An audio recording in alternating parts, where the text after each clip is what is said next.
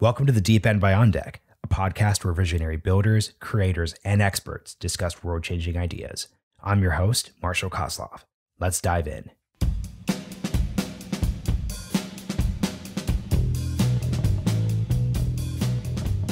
With the Deep End, we're creating a space where we skip the surface level and go in-depth into ideas that matter. I'll be your guide as we explore possible futures of commerce, higher education, art, governance, longevity, and more, with some of the most exciting figures in their respective fields. Joining me today in the Deep End is Katherine Boyle. Katherine's a partner at General Catalyst, a venture capital firm where last week she announced a new Civic Tech focused fund based in Miami. The mandate of the fund, as described by Forbes, is to, quote, back businesses tackling problems traditionally left to the government. Katherine believes investing in civic tech is more important than ever. In the last 50 years, we've seen the best and the brightest move into the private sector due to a loss of status, trust, and pay that used to accompany public sector jobs. According to Katherine, we can't depend exclusively on governments to solve our problems, a world where no one wants to work in government.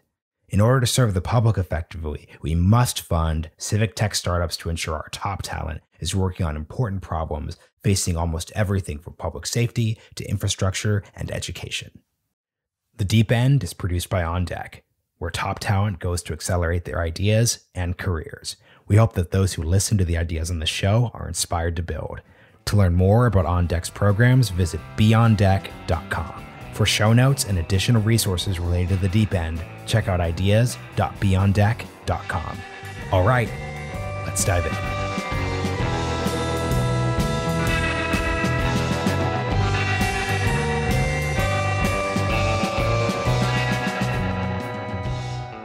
Katherine Boyle, welcome to the Deep End.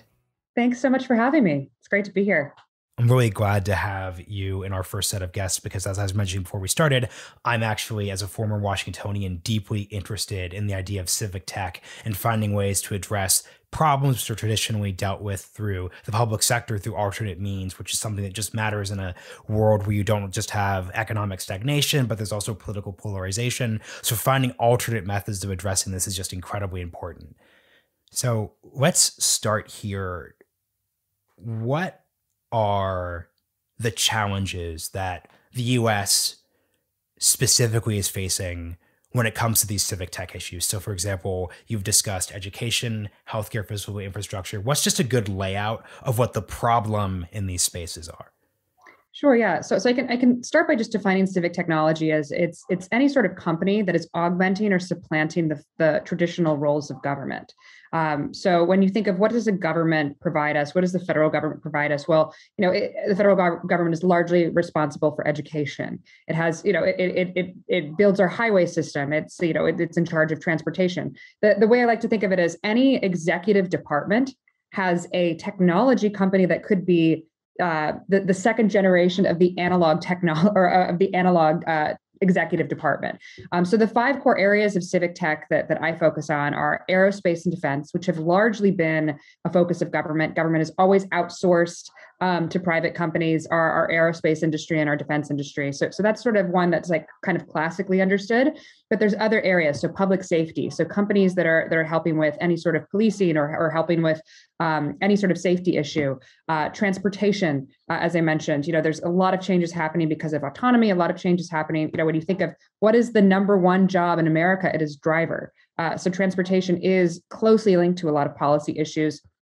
Education, both broadly speaking in terms of early childhood, elementary school education, but also higher ed and upskilling the American workforce. These are all policy issues that the Department of Education focuses on, and yet there are so many companies built in ed tech that are actually solving the problems.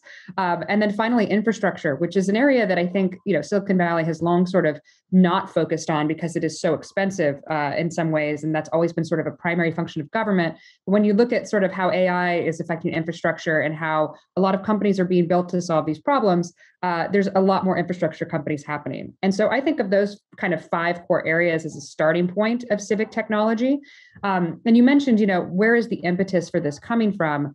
And I've written a lot about sort of the changes that have happened because of financialization and because of where the talent is going in America. And what is financialization?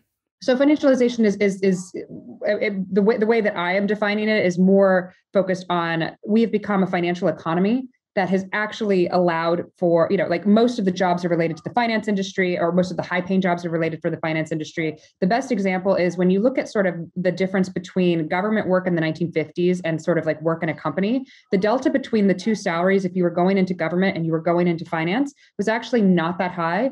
It's probably an order of magnitude larger now if you choose to go into government work versus choose to go work at a finance institution, or if you choose to go work at a tech company, in terms of what a person is going to be making. And so there's been a massive delta between sort of the people who go into private sector and are making money from the finance industry and sort of the kind of broader that kind of broader ecosystem versus like the people who are going into government. And so like this shift to becoming a culture of finance, which has happened over the last 50 years, is actually leading talent to leave the federal government. And what I mean by that is, if you look at young people who are really excited about education today, they used to say, okay, I'm going to go become a teacher, or I'm going to go, work in the Department of Education. Now those people will say, I'm going to go get an MBA, or I'm going to go to Silicon Valley and I'm going to start building an education company. And so that changes things, where we have to start thinking about, okay, if the best and brightest are actually going into the private sector in America, we have to make sure they are working on these civic functions, because we can't have everything be solved by government in a world where no one wants to work in government. So that's a broad part of the thesis that I think is sometimes overlooked when we talk about civic technology. That's just so interesting, because I want to go back to your point about the delta in those salaries. Is it that finance, service economy, et cetera, just expanded so much that it outpaced the government side of things? Or has government pay, expectations, rewards, has it just stagnated? Do you know what the source of that is? Or is there just a Cold War? It's the 1950s, money's everywhere, so there was less of a gap. Do you know where the origin of this is coming from? It's definitely the private sector. So I mean, like if you were to look at, okay, like the pace of salaries, and I don't think it's just a salary thing. I actually think it's a broader cultural thing, where if you went to work for the government in the 50s or 60s, I mean, I like to use the example of, where did our intelligence agencies come from? They came from like very exclusive societies at Harvard and Yale. Like it was seen as, if you are a person of privilege, if you're a person of means, you go serve the government in some way. And there was a lot of cachet with that. Before the draft ended in 1972, every American man served in the military, and there was pride in, I served in Korea, I served in, I'd say Vietnam changed things slightly, but I'd say like, I served in World War II, I served in Korea. There was sort of this understanding that everyone participates in public service, and that you owe something to your country. And we could even say with the Kennedys, you mentioned the Cold War, it's like, ask not what your country can do for you, ask what you could do for your country. That was very much a service mentality in the United States. For people who didn't want to serve in the military, the Peace Corps was considered to be a high status thing. There was a lot of status involved in serving your country. And I think that changed fundamentally after the removal of the draft, and after the kind of, the sadness that came with the Vietnam War, that fundamentally shifted. And so when you took away the status of serving your country, and then you also have a culture that has become extraordinarily tied to finance, that changes every incentive that it has for young people to go into government. And that's why, you mentioned you're a former Washingtonian. There's a lot of former Washingtonians in Silicon Valley. And I think part of that is because when when citizens stop trusting their government, when there's no status involved in serving your government, and when there's no paycheck involved in serving your government, and you know that you can make so much more in the private sector, there's a problem for people coming from elite institutions, coming from colleges around America, saying, I don't want to go work in Washington, knowing that I'm not going to be affected, knowing that I have none of the perks of working there, when I can solve a problem in far less time working on a startup. And I think that's the other element of this that has led people organically to startups, is that, we now look at Washington and all we think about is gridlock. All we think about is the fact that nothing gets done in a timely manner. I mean, that's sort of if you look at the headlines today about various bills in the Biden administration, it's like all these promises were made and none of them are actually going to happen. And that's sort of the thing that you hear after everyone's first 100 or 200 days. Oh, they said all these things in the campaign trail and nothing ever gets done. Like that's sort of the status quo in Washington. Whereas in startups, you can build a massive company solving an important civic mission in a few years. And so I think young people wake up to that. They realize that that's a possibility. And all of the trend lines are leading people into this civic technology category. Yeah, this is just fascinating because all of this just completely resonates with me on a deeply personal level with my obvious career choices. But let's, before we get a little further in, I just want to focus in on the framework of education, healthcare, and physical infrastructure. So with, and correct me if I'm wrong, but if I'm thinking about the quote unquote civic problem in these spaces, with education, it's going to be the cost of education. Yeah. On the, especially at the higher ed, at the higher ed level, you have a massive system where student debt has gotten bigger. The federal government is deeply involved because student loans and federal funding, et cetera, et cetera, et cetera. And then you also have the K through 12 function. The federal government is deeply involved in the K through 12 system. So when you have stagnating outcomes and you have more money going in, but like stagnation across various levels, this is where like No Child Left Behind 20 years ago comes from. That's the problem set, quote unquote, when it comes to education. Healthcare is obviously a massive cost issue. This is Ballmore's cost disease. We're going to talk with this in our episode of Eric Torenberg, but you're just having the cost of healthcare just skyrocketing without delivering actually effective results for people. And then finally, physical infrastructure. This will probably resonate with most people. This would be just that we have bridges that don't work and you have transportation issues, et cetera, et cetera. Is there anything that we should add to basically my problem set top level declaration here? No, I mean, I think those problem sets are, I mean, and the problem set, what's interesting about our thesis at General Catalyst about civic technology is that it's broader than these categories. And what you mentioned healthcare. And so we actually have a separate healthcare fund. And what's interesting about kind of what we are building in this sector is we look at healthcare and, we look at what are venture capital firms. They invest in consumer technology and they invest in companies that make businesses more efficient. And there's sort of this third way, I think, with healthcare, which is that healthcare is actually a public good. It is a civic good. And there have been investors investing in healthcare for a while. We have a very robust healthcare practice. And I think we look at that sector and we say, there's so many other categories that have just been lumped in. Oh, well, if you're in ed tech, you're probably a consumer category. It's like, that's actually not how education in America works. It's not a consumer good. It's a public good. Maybe there's ways that augment around the fringes, but like when people think about education, they think about it is a public good that is, as you said, it's one of these very expensive public goods that has not been getting cheaper as other items in America get cheaper. So you mentioned, housing, you mentioned education, healthcare. These are sort of the three big ticket items where when we look at, say, how has the cost of everything gone down in America except those things, they've risen dramatically. So, I'd say that even though we have kind of a separate healthcare practice, those other two areas are under it as well. But in civic, I mean, it's other things. It's like public safety. Like when we look at sort of the trends that are happening in public safety, there's sort of been a long tradition of the budgets in cities being cut in public safety and needing to be augmented by private companies, whether that's private companies that are doing cameras and have solutions, or there's long been a kind of a contracting culture that helps with public safeties in cities across America. So I think that our view is that as budgets in government, sometimes it's less about budgets, but as talent decreases, as a lot of these areas become more expensive.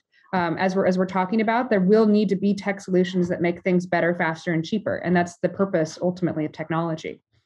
So something I'm really curious about, especially for our international listeners, how much are the problems and the opportunities we're describing here unique to the United States of America? Are these sectors and areas where there are effective models in Europe, Asia, Africa, et cetera? So what's really interesting is I think the ultimate sort of like, if you're comparing and contrasting how governments work and how that affects this issue, the comparison that is often made is in the aerospace and defense sector. So when we talk about defense technology, for example, which I spent a lot of time in defense technology, we made a major investment in a company called Anduril Industries in 2017. And that has been a cornerstone of this thesis as well, is that, America needs new defense contractors. When you look at the major defense contractors in this country, they were all born in the 1920s, solidified their dominance in the 1940s, which is after World War II, and are not very good at software. They're very good at making tanks. They're very good at making, submarines. They're very good at, aircraft carriers, but they are not good at software or making artificially intelligent systems. And so when you think about what is the next phase of defense, it's not these analog systems that we had in World War II. What that, going back to your question of, how is it different in other countries? if China wants to make artificially intelligent systems for defense purposes, they are, essentially a dictatorship in many ways. They can say best and brightest talent in China, you are going to come work for the government. And so when you look at sort of the companies that they've built, there is a robust, you could call it public-private partnership, but it's actually not a public-private partnership. It's basically the government saying you are the best and brightest, and you are going to work on artificially intelligent systems for China. We don't have that luxury in America. We don't have the luxury of saying, hey, top students, best engineering grads, you are going to work on defense systems because the government is telling you to do that. And if you do not do that, you'll be in deep trouble. We don't have that kind of system. And so it actually makes things, I think, a little bit more difficult in the US in terms of encouraging the best and brightest to work on civic problems, and particularly in this defense side. And so, it's a function of a capitalist system. We always say, okay, the part of the system is that the government in the US has to pay companies to work for them, which is not true in places like China. It's not true in places like Russia. And so it means that we have to figure out how to work together as these capitalist entities, as these companies that need ultimately to support the US government. But it's it leads to all sorts of questions about how procurement works, all sorts of questions about how government works with private companies that I'd say a lot of countries, particularly in the defense space, do not have to think about. Is there any strong research or evidence about which method is quote unquote more effective? So is the more coercive state-led model more effective at addressing, especially in what's focused on the defense sector? Is that more effective than the non-coercive American system? Do we have any takeaways on that?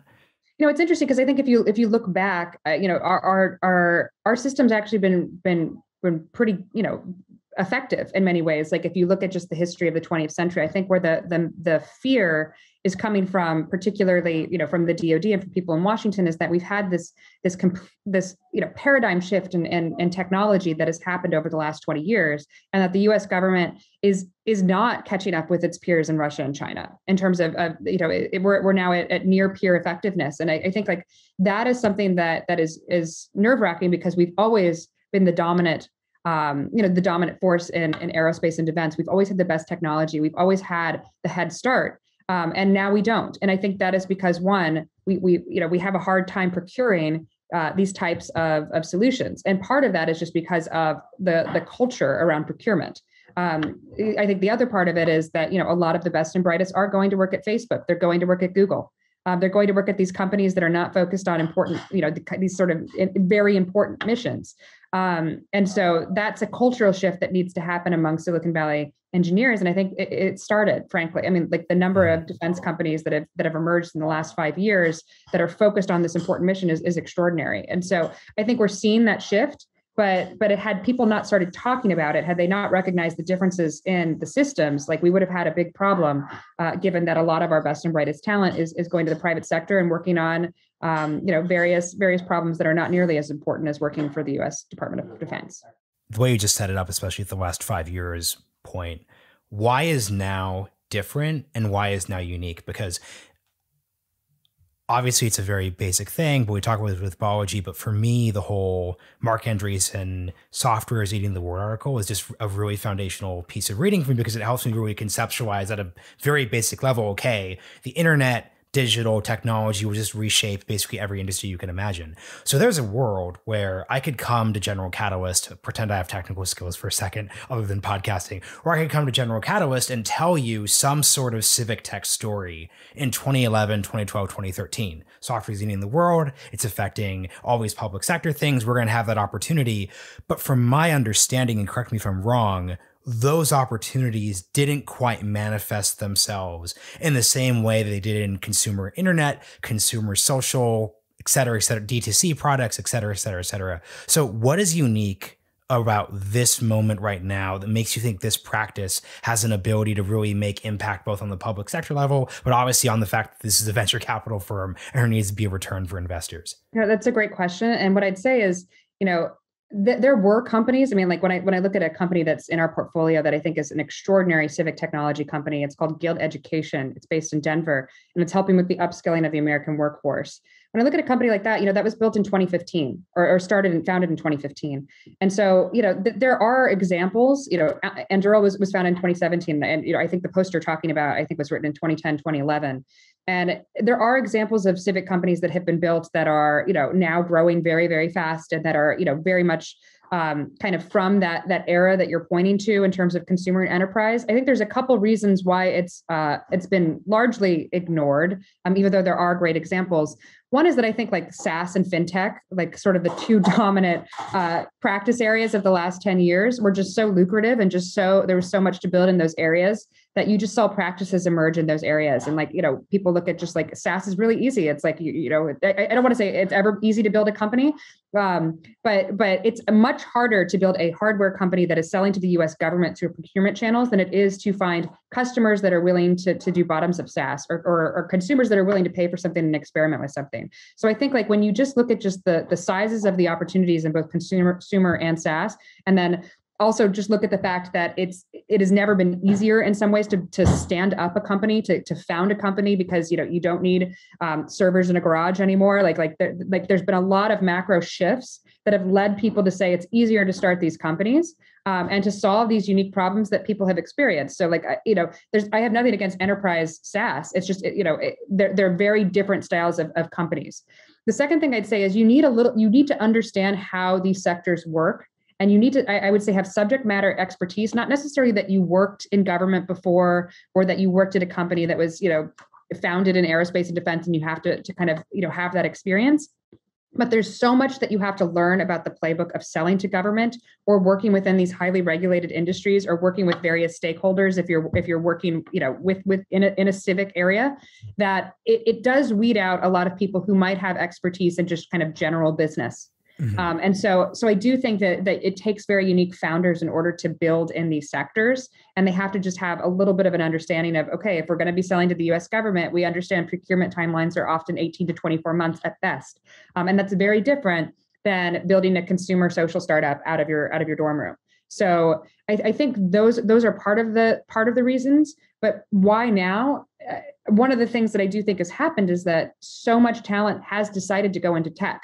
I talk about the fact that I think everything changed with The Social Network, which is the film that was made about Facebook in 2010. And that it used to be, you were kind of an outlier or a weirdo if you went into technology. And then something happened in 2010 where everyone who went to college started thinking about, well, maybe I'll work for a tech company. Or didn't go to college. Everyone who decided that they know how to code or went to a coding boot camp, I'm going to go work in tech.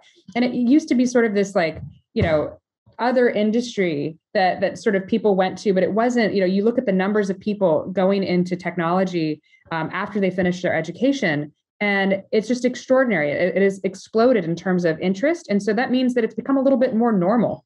And what do normies work on? Normies do work on these big civic problems and they aren't necessarily going to Washington to solve it. They're thinking of how can we use other means in order to solve these problems.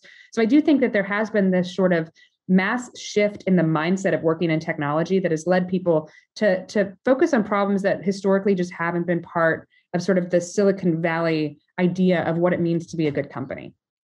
So this is an On Deck podcast. So obviously we're really interested in founders. Can you tell me more about your mental model of founders in the civic tech space? Because I really like the way that you really adjudicated this, which is that there is a world where you could have a very ambitious college student who maybe drops out, is maybe there, and they could really do it. Like if you look at Snapchat, for example. Snapchat could be something that could be tested on a college campus. You figure, but that's not anything in most of these civic tech categories, especially the defense sector we sort of focused on. So when you're thinking of founders or frameworks in this space, what do they look like? Because I'm thinking, okay, so is it maybe someone who spent 8 years in defense procurement, but probably not, because that in of itself is a very insular world. I'm not sure if that's going to connect them with a technical founder who'll be working on the hardware problem. So what does this look like? Yeah. So, I mean, it's a really important question. And I'd say that, when we test founders, we're not looking necessarily for expertise. We're looking for curiosity. We're looking for people who are just obsessed with the problem. And what's amazing about the best founders is that they often do not come from the industry that they are trying to disrupt. It's like when you look at someone like Elon, he was self-taught in terms of his understanding how rockets are built. And that's why he came to a solution that the experts at the time thought was absolutely insane. And, you look at I think Anduril is a perfect example, but someone like Palmer Luckey, Palmer Luckey didn't go to college. And, his interest in the defense market was not having worked at Raytheon for 10 years. He was self-taught. And I think a lot of people that make, a lot of the best founders that we back are people that have innate curiosity. They constantly ask the question, why? They constantly ask the question, like, why not? Why hasn't this been done? And that leads them to very different solutions than what you would see someone coming from sort of having expertise, having worked in industry. That said, there's a lot of examples, and I think, Anduril is another, where a lot of the core team came from Palantir. So they understood this is how government works. They didn't go into it naive and blind about, okay, like we're going to sell directly to government in 30 days or less. Like that's just, there's a difference between, there's a difference between understanding how things work and having curiosity about it versus like being completely naive to the problems and then not being able to execute. So I think like that's something we test for is it's like, how deep have you gone on how this industry works? Are you able to work inside the industry? Another thing we look for is deep empathy for the customer. One of the problems I think with some startups where they might not necessarily have worked in an industry before is, it's like, well, we worked in a sector where things are bought in 30 days or less. Like, I don't understand why you can't buy quickly. And you have to have deep empathy for how these procurement structures work. Or in the case of, of education, for example, like you have to have deep empathy for the fact that like, it's not a pure consumer product. Maybe some people don't always want to pay.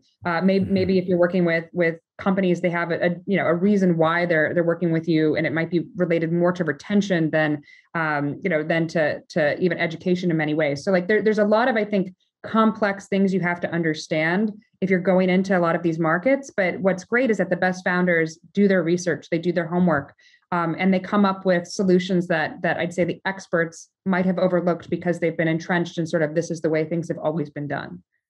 Yeah, that's so interesting. We're going to do a lot of why questions here. The most obvious why question is you're now based in Miami. And from my outsider/insider perspective, I would think, hey, wouldn't you base this practice out of DC? Wouldn't, at least for the defense side, wouldn't you base this practice out of, for example, from a narrative perspective, like SF, where a lot of these problems exist? So what is it about, and obviously like Miami's very cool right now, so like let's put that aside for one obvious second. What is it about the spread of where you are that makes this work? Because I think the one thing I'll just pull out and know is that, for example, Guild, that's what they're based in Denver, Colorado. So obviously, and Palantir is actually, centralized away from SF as well too. So just help me think about the geographic spread of this specific opportunity. Well, I mean, so that's a very good point. What I would say is the last place that we should be basing this practice is in Washington, D.C. And what I mean by that is, one of the things that I think was very exciting about Miami becoming a tech hub is the optimism that the mayor of Miami has expressed in tech working together with government. When you listen to his view on technology of how can I help? How can I bring technologists here to help solve my city's problems versus Washington, which currently thinks that all technologists are bad. When you listen to the narratives coming out of Washington, every tech company is doing horrible things for the world. There's no tech optimism from our leadership in Washington. And if you go to San Francisco, it's the exact same sort of doom and gloom around the technology industry that helped build San Francisco into what it is today. And I mean the best parts of San Francisco. I'm not talking about the policy parts of San Francisco, but in terms of making it into a real dynamic hub for technologists. Beautiful city. And so where do we want to build a practice that actually believes and that technology can solve some of our biggest and broadest challenges in America? We want to build it in a place where the people who live there believe that, where they're optimistic about the future of technology, and more importantly, where the policymakers believe that, where they say, hey, there's some things that policy are really good at, and there's things that we can actually outsource to technologists to help make policy better. And I think that view of working hand in hand with government, the mayor of Miami, that is his view. And he's said it in a way that I think the vast majority of mayors across the country have not actually said that publicly. So I think your point about Denver is also a great ecosystem. There's a lot of other, what I would call like second city ecosystems that are emerging right now that are very exciting for technology. They're not the traditional ones of San Francisco or New York. or Boston. They are very much new ecosystems that are emerging out of COVID. They're places where people want to live. They're places where people want to raise their family. And so when we were looking at, what best encapsulates this vision for how technology and government can work together, it's certainly the city of Miami in terms of how it's come out kind of swinging, saying we very much believe in the future of tech. Yeah, and I want to dig into the how can I help framework for a second, because it's so interesting, because part of this is a social media phenomenon, so I can't take it too literally, but I kind of actually want to know, like, how can someone help? Because it's great that they posted the Bitcoin white paper on the city's website, but that's not the actual problem, right? And that's actually something you very easily could do in a legacy city that has all these different problems. So let's think about this on two levels. So one, you're an ambitious, positive-facing mayor who's thinking about building a tech ecosystem. How can they be thinking about how they could help? And then if you're a founder, an investor, how should you be thinking about what are questions that I should be asking? What are things that I should be thinking about? Because what's interesting in these emerging spaces is I'm not quite sure everyone knows what they should be asking or they should even be thinking about. One of the most amazing things that I have noticed in driving into Miami and spending time there is the number of cranes in the city. If you are someone who spent a lot of time in San Francisco, it is like a shocking thing to go to Miami and just see construction everywhere. That's one of the most important things that a city can do in order to make room for newcomers who are coming who want to build. That is, I think, when, having spent a long time in San Francisco, that's one of the things where the biggest holdups to the city becoming a truly great city is the repressive laws around new construction. And that's a broader Bay Area problem as well, but particularly San Francisco. And so when I think what is something that Miami can do, they're already doing it. They're building new housing. They're building space for companies to come in. They're being very opening to newcomers and people who are coming there in a way that a lot of cities in America are not. And so that is something that I think, is sort of the kind of, when you're thinking of, okay, what are the building blocks of building a great city? Housing, access to housing, affordable housing, making sure that you don't push the people out who are already there. One of the great things about Miami that's very different about San Francisco is that, it is the only city in America, I believe, that is majority foreign born. It is a very diverse city. It is a city that is not it's not an industry town. It has its own unique character. It has a lot of various sectors that are represented. And I think that is also very important when you're solving problems that are civic related. You solve the problems you see. And so, having various groups come together, understanding that it's not just a kind of homogenous tech workforce that kind of knows what's hot because the investors are saying it's hot, that it is like an actual city where normal people live. I think that is incredibly important for a civic sector. But I'd say, there's a lot of other things in policy around the edges. I spent a lot of time going across America in 2016, 2017, talking to various mayors and ecosystems. And one of the things that I always said is, there's a lot of cities in America that used to have large populations where the populations are dwindling and they have a lot of space. And what do you need if you're a hardware company? What do you need if you're a VTOL company, vertical takeoff and landing? You need airspace.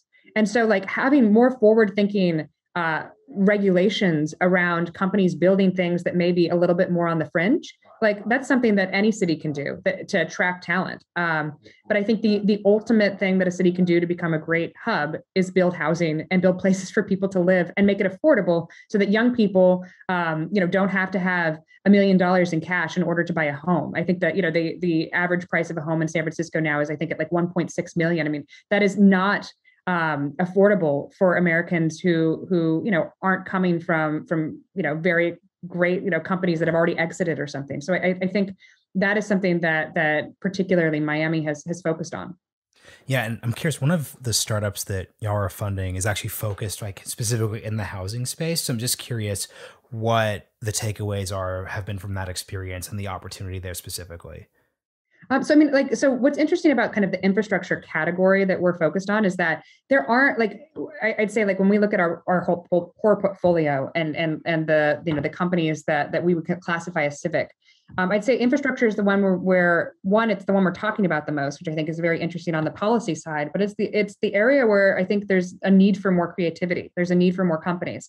Like aerospace and defense, we have a very robust portfolio in aerospace and defense. There's sort of a clear definition of what that looks like. Like, there's already kind of an ecosystem around aerospace, but like, something like infrastructure, which is very broad, which requires sort of understanding sort of physical spaces and often requires physical products as well. That is harder, I think, for a lot of venture capitalists to kind of, wrap their heads around. So I think that's what's exciting, is that like, that's a category where we think there's just going to be more and more innovation because the markets are large. And going back to your question about like, why SaaS, one of the things that I focused on with aerospace and defense is that like, if you're an aerospace and defense company and you're working on hardware software, like you're never going to have SaaS margins. Like you're never going to you're never going to have that sort of, and this is, I think, one of the barriers that people have seen or have made it harder for people to invest in, or investors to invest in hardware and software products, is that you're never going to see kind of that perfect spreadsheet where it's like, wow, like software margins, this is a really great business. It takes a little bit of work for, an aerospace company. It has a very different trajectory of how it becomes large. But when you look at sort of the back end of those markets, there's a reason why SpaceX is such a massive business. Mm-hmm. There's a reason why when you look at the five prime contractors, they're all hundreds of millions in revenue. Hundreds of billions in revenue. Like there's a reason why these companies grow to such scale. And I think like that's something that investors need to keep in mind, that the trajectory looks very different in getting there, but these are massive opportunities on the back end. So to understand the way you're describing this, and this goes to your point of why investors are attracted to SaaS. If I'm thinking about the SaaS space you're describing, there's near limitless opportunity, right? There's probably there could be some billion-dollar, unicorn level company in any imaginable category. So there's a wider space, but in these civic tech categories, due to the nature of like the quasi-governmental public, there are fewer slots open. So there aren't going to be, or maybe there will be, correct me if I'm wrong, but there aren't going to be 200 or even, 100 promising defense tech companies that can integrate with the federal government. There aren't maybe going to be 50 different, but maybe there are. I mean, I don't know. I don't see as wide of a range as I'm thinking about this. Well, no. So what's interesting is, I mean, every sector always has a market leader in technology. I mean, that's sort of like, you see kind of like the compounding gains of any tech company. And so, I don't think it's very different from, say, productivity tools, where yes, maybe there's like 1,000 people starting companies, but like, the kind of trajectory of a company is that like, usually there's a few winners in a market. So I don't think that's necessarily different. What I will say though, is you do see like the market for defense, there are various companies working on very different product solutions, and the market is so vast. I mean, we're talking about an annual budget of $750 billion a year that the government always spends. And that's just the US government. Like the market is so large that it actually can support more than one great, new next gen defense contractor coming out of Silicon Valley. Like it can support many more companies in the space. So I don't think it's necessarily, are we going to see 1,000 new companies in each of these sectors? Probably not, because that's just not the way technology works. Like usually a great company continues solving the big problems in a sector. And so, but do I see more founders going into these spaces? Absolutely. And do I see an appetite from the customer to work with these companies? Absolutely. So but I wouldn't say that, in consumer technology that we have 100 different social networks. We have very few social networks, and there's a reason for that. Yeah. So in our last section, I want to focus in on your background and what you've actually worked on during your career, because it's deeply relevant to both the type of people who could transition from that space into like the technology sector. So you were a reporter at the Washington Post. You went to Georgetown. This is a very like DC. I went to GW, so this is a very like specific like DC thing. Yeah. How did you make that transition in the context of, if you imagine you're someone listening to this podcast, you're interested in, once again, these broad problem sets we're describing. There's a lot of talent that's probably, once again, that's, hey, like, do I want to go work at the Department of Ed? Do I want to go work in Congress, or do I want to do this, or that? How do you recommend people think about this? Because you went to get your MBA, and obviously, like, great MBA, great programs, but I think that we're in this weird transition state where not everyone wants to do that and not everyone has to do that. So how do you just think about, and I think an MBA is great because it's just a very like forked, it's a very like straightforward transition, I'm sure. So how should people just think about this aspect of it? I would say it's definitely not a straightforward transition. I think people look at, yes, there are a lot of MBAs who work in venture capital, but for me, I can share my story. I was completely clueless coming to Silicon Valley. Like as you mentioned, I was a former reporter at the Washington Post. I was there just before Jeff Bezos bought the paper. It was probably the worst time in American newspapers in terms of, all of my colleagues were getting fired. I was probably next in line to be fired, to be frank. I just wasn't paid that much money. So I wasn't like, one of the ones they were prioritizing. Outside of the kill zone. Yeah. So I went to Stanford Business School on a lark. I actually had a friend whose husband had just gotten out of the Navy and he had gotten in. And I had no idea that people who knew nothing about business could go to business school. So I was like, that sounds great. Like if they accept people from the Navy, they might accept journalists as well. I got in, I was very fortunate. I knew nothing about the industry. And I think that's really important. The reason why the MBA was important to me was not actually the MBA, it was being in Silicon Valley and having the time to just cold outreach to as many people as possible to learn as much as possible. I read so many books on technology. I went to every possible, meetup, trying to meet people like how does this industry work? And I think that is what's really unique about tech in particular is, everyone kind of looked at me like I was a little weird. Like I didn't really have the kind of traditional background, but there's so many people who come to Silicon Valley and who come to kind of tech and they don't have a traditional background. And no one looks at you, no one cares about your past. People care about the ideas you put forward and the future that you're focused on. So that was what I think was really different for me from Washington. In Washington, it's always, where did you go to school? Who did you work for? If you're in Congress, like who are you affiliated with? It's like there's this sort of like we subset and subselect ourselves into various groups. As a journalist, I only hung out with other journalists because people were afraid of journalists in Washington, or they worked with them at, in a business capacity. So it's like there was just a subselection element, I think, of a lot of other industries, and particularly DC, that does not exist in tech. So I was very lucky in that a lot of people took the time to mentor me. A lot of people took the time, like picked up my call, like answered my emails. But it did definitely take time to learn about the industry. Now, there are some people I've met who can come to San Francisco and in a month they meet the right people. Like I'm pretty dim. It took me a couple years to actually figure things out. Even probably longer than that, still figuring things out in tech, to be honest. But like, there's a lot of people who can do it very quickly. And so if you're someone who can just, if you're like that cool person that can just network their way into anything, like that's not me. That's never been me. I've always taken a long time. But if you are go to the meetups, like meet various people, like take various opportunities and kind of work your way up the ecosystem. And I think that's actually what makes technology very different than other industries. Yeah. So I want to close with this because it's the space you came from. And it's a space that, as a frankly, like media facing podcaster, I'm deeply interested in. We're talking about civic tech as a focus area that's addressing problems in areas that have traditionally been left to the government. Mm-hmm. And if we're talking about media, you made the point, obviously, that, you were employed in the journalism industry at a really, and it's still a really terrible time. Because basically it's been this long extended period.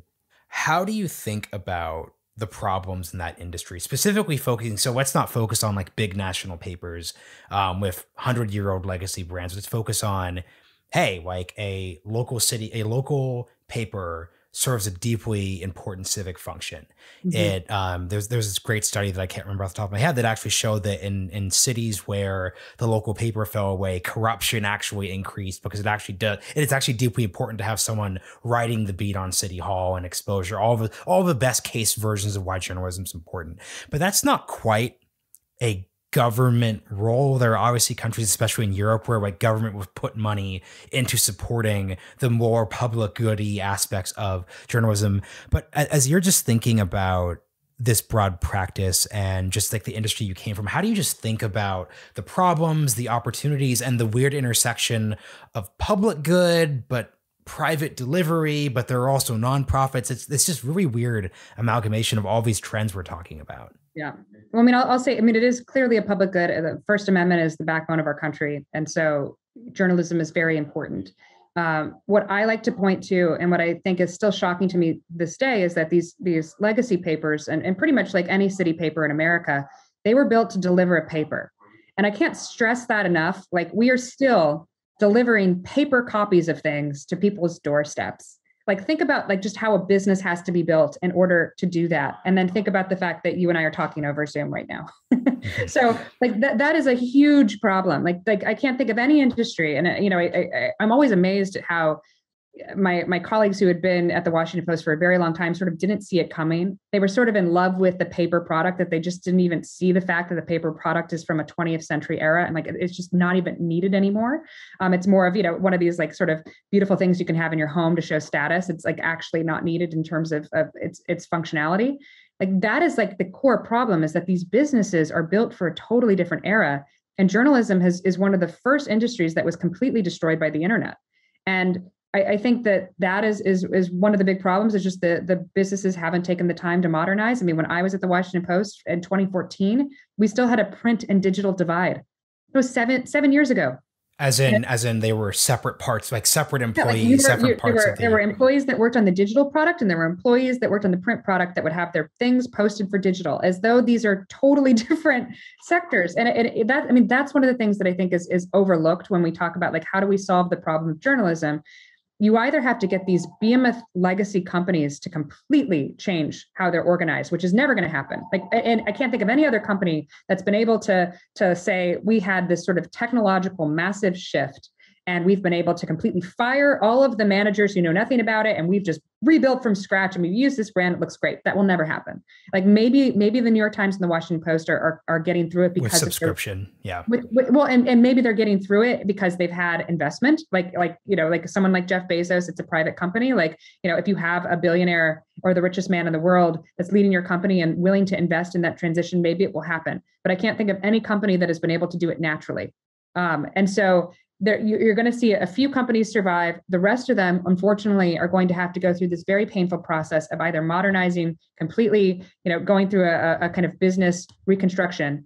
And I don't see that happening. And so you need new companies. You need new companies that can solve the problem from first principles, but it's a completely different problem now because the delivery mechanism has completely shifted.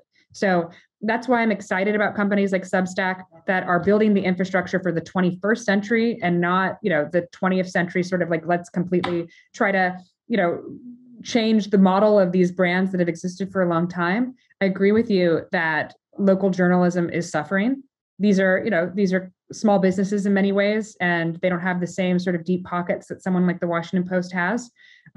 So that's the painful thing. But I do think, you do see a lot of great journalists that used to work at these small metro papers going to Substack and having a large fan base and a large following, and they've been able to make a strong business for themselves in order to do this kind of reporting. So I think you're going to see a lot more citizen journalism. You're going to see a lot more people who are independent but also have access to write investigative stories. But it's just going to look very different than these sort of there's two duopolies of city papers that existed across America in the 20th century. I think that's so well said. I'll just end with my little hobby horse. And I'm curious what you think about this framework.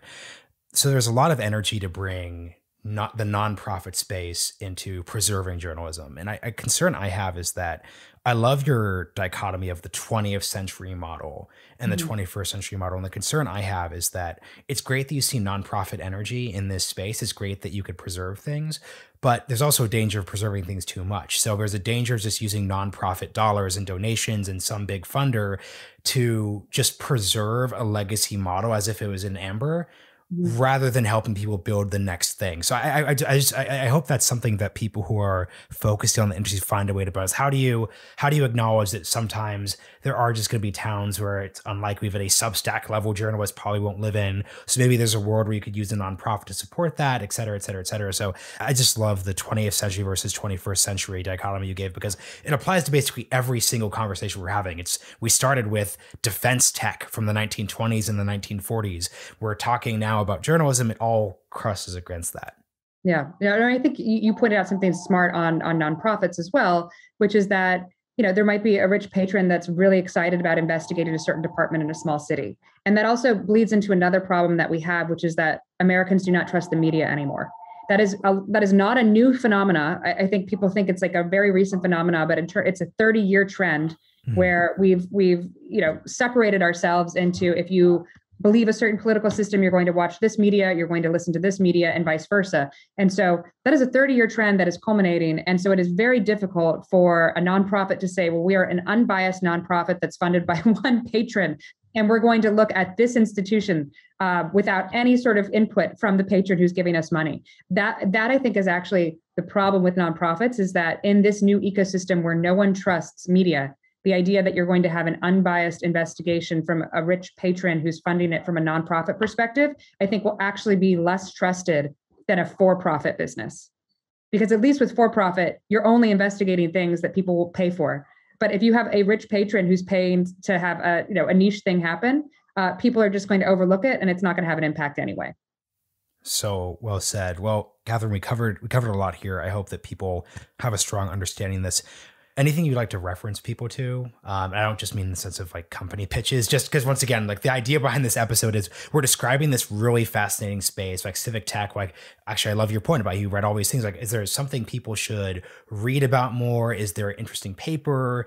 We referenced the Social Network. Maybe there's a movie that's inspiring. Like, what are some good like next steps that aren't people trying to just DM you stuff? People should think about.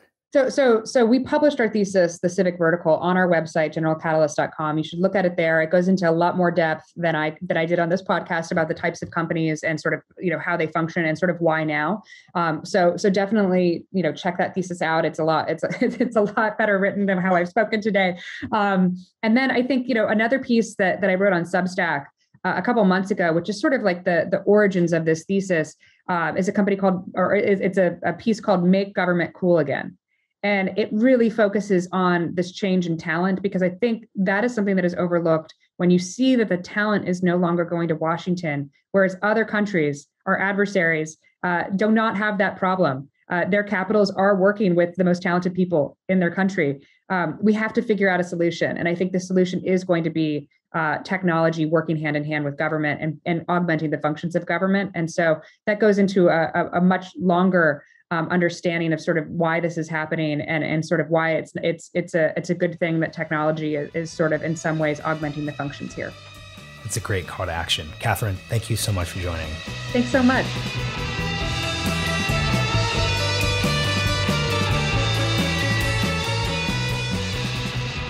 Thanks for joining us in the deep end. If you enjoyed your stay, give us a review on Apple Podcasts and share this episode with your friends and colleagues to help grow the show with us. We've also got show notes and more episodes available at ideas.beyonddeck.com. See you next time.